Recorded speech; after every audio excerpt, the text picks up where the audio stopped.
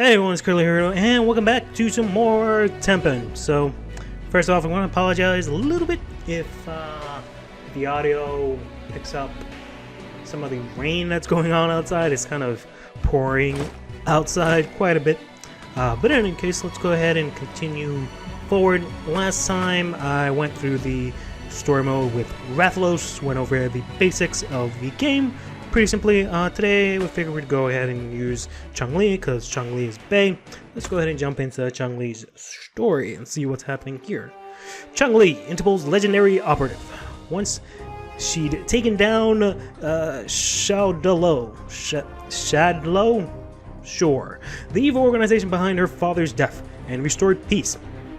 She traded a life of fighting for one in the mountains. The only way to protect the peace is to train your body, mind, and soul. As the children listened attentively to their teacher, the smell of blood began to fill the air. Soon after, an injured man appeared. With his last breath, he told Chun-Li the village was under attack. The man had left a trail of blood. It would show her the way. She ran. I thought so. The scene that awaited was truly horrific. Chun-Li wasted no time. She knew her purpose. When the demon saw her, his eyes glowed red and his hand withered with some dark power. The stench of death clung strongly to this monstrous invader. So, if you didn't notice, Wesker's in this game as a playable character, or hero, or whatever the hell. No mercy from me. I'll give you 5 minutes. I think he'll probably be one of the more played heroes or top tier heroes or whatever the hell you want to call it. Just because he has this ability that just lets you straight up just kill one of your opponent's monsters, which I think is pretty strong. But as you can see here, like I mentioned last time, green units, I guess, is what they're called. I guess I wasn't so wrong with just going by the colors. But Chun-Li seems to specialize mainly, just like with X, with healing units.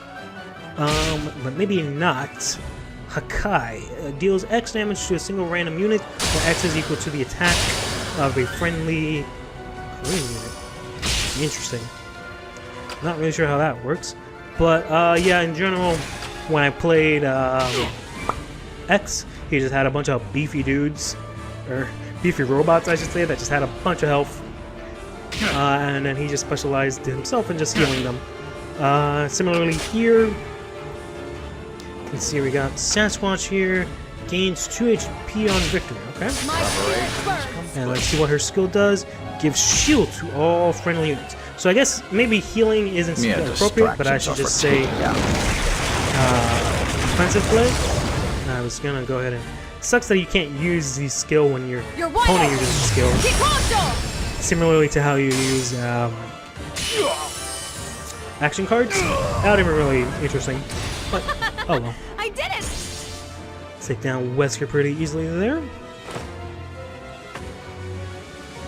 I don't know if, the other thing I don't know if it's like similar to Hearthstone where when you play a certain hero you can only use certain skills, you can only use the action, or the equivalent to this game, the action cards, for that hero, when you play that hero, and then also you can only use, the units for that hero. So like how they have green units, which typically have more HP and are more defensive. Like if you can only use those if you play Chun-Li and X, I don't know if how the deck building works just yet, but we can probably take a look at that after this. Chun-Li fought valiantly, and then just as the demon was about to bite, it suddenly stopped, then bolted for the outside the village. Chun-Li gave chase. No! I won't let any more lives be lost.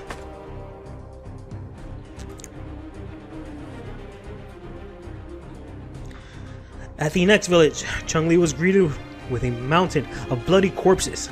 Right at the center stood her old friend, his face twisted with bloodlust and rage. For the village's sake and for her friends, Chun-Li prepared for a fight to the death.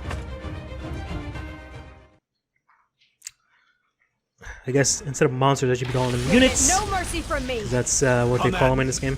And I think also you can sort of level up your heroes by doing like ranked and other things. And in doing so, you actually get different skills that you can use, which is pretty cool.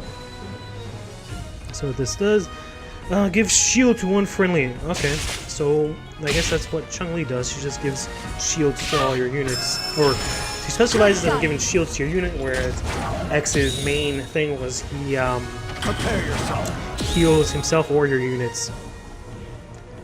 I just played a card. What does this do? Give shield. Yeah, I already played it. So, ouch. Yeah. So see what I mean there? I tried to give him a shield, but then Ryu came in on top of that and used his action card to destroy my monster. So my shield was completely, or my action card was completely invalidated because the target was gone. We got Zangief Siberian Body. Action card gives 1+1 and +1 to a friendly green unit. Okay, let's go ahead and give that to who I think is Karen. I was gonna say Sakura, but no, it's the other one. And on victory, she gets 2 HP. Nice. And we got here the chick from Devil May Cry on the other side. What's her name? Lady. Okay. They didn't actually think that was her name. We got a thing that gives me shield. Need a unit up here, so let's throw in another Karen. Gains +2 HP? Interesting. Let's go ahead and give Urians a shield here. You're wide open! Not that they really need it, and we got like Blanca, nice.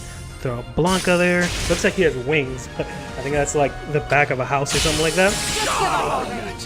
Gives 4 HP to a friendly unit. Let's go ahead and give that to Blanca there, because he has no fucking health. I can't lose this.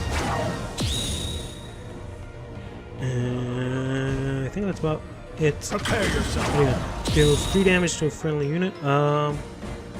Why can't I ever activate? Does this really only work on me? I can't lose this. Oh, that one's only for me. That's stupid. I don't want a shield. I wanted to protect my Karen that was up here, but alright, whatever. Speaking of Karens, oh boy.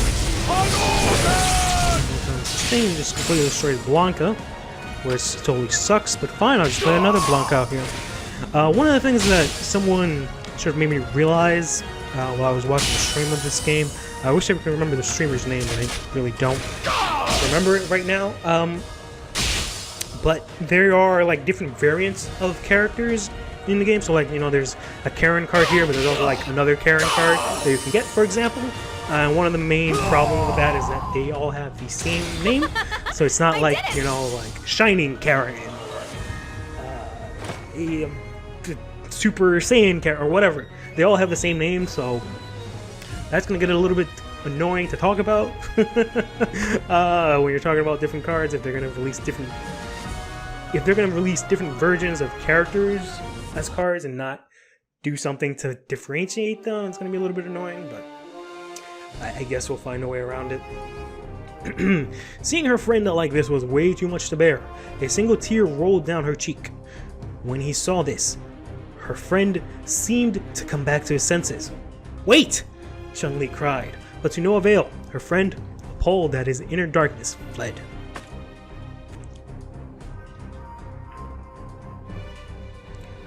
Once she had caught her breath, Chun-Li darted after her friend, following his tracks. After covering some distance, a huge tree fell in front of her and blocked her path. By the looks of the man who felled it, a fight was in store. So yeah, last time I was talking about how I Think you can dodge my wanted to sort of go over some of the things I don't like about this game so far, even though I really haven't explored it too much. One of the only main issues I have is one, there's already a season pass for this game, and the fact that there is a season pass for a mobile card game kind of rubs me the wrong way, especially considering that it's made by Capcom, who tends to do really shitty season passes. So I'm not too excited about that. I don't understand why a card game needs a season pass, but I can show you guys what the season pass offers after this match. Yeah, I'm not really too happy about that. I don't think it's really necessary, but whatever. do whatever the hell you want to do, Capcom. That's one of the main issues I have with it, because it just seems like it's giving you a lot of perks for getting the season pass. Like they have like exclusive cards and stuff like that, which that's the main issue with it. You can have a season pass in a card game or a mobile game. I don't really care. It's just how, or rather what it actually offers. So the fact that it offers, the fact that you can pay money to get better cards than other people and get other things than other people in a game is kind of lame. And then the way that it's kind of worded makes it seem like the only way you can get these things is if you pay the money. And obviously the incentive for that is going to be that these things are going to be way better than what you can get by playing the game normal. I'm just speculating here and, you know, being negative Nancy, but that's usually how these things work, right? Adios! What you got, Dante? Jackpot changes an enemy unit's attack to 1. That's fine. Don't really care about that. Because you're about to get fucked either way. Oof. She actually got, alright, well, I'll play myself in attack mode. Baby. What you got this time? You got Trish. Beauty's Betrayal. Changes the unit's attack to -2. Effective for 1 attack. Interesting. So I guess that's Dante's main thing. Is he focuses on lowering units' attacks. I heard that what he mainly does. Hey, I was trying to use my damn skill. Can you fucking thank you? I heard that what he does is that he uses a lot of action cards, and then his monsters or his units on the field, they get stronger, or maybe not stronger. I shouldn't say stronger. They get different effects whenever you play action cards. So, for example, like they can get higher attack, or they can trigger some sort of effect or something like that. That's what I've heard his playstyle was like. So I'm a little caught off guard by the fact that he lowered my attack so much. Okay, so MP is what's down here at the bottom. See that filled up. I guess that dictates, that's sort of my mana, maybe? I did it! Haven't really been paying attention to that. Would make sense, I guess. So you can kind of play as much as you want, and then your mana pool goes up a lot. Wow, nice ass shot. Real classy. After repelling the threat, Chun-Li was hit by some of the worst memories of her interval days. A shiver ran up her spine. Trouble was stirring, something big. She could feel it.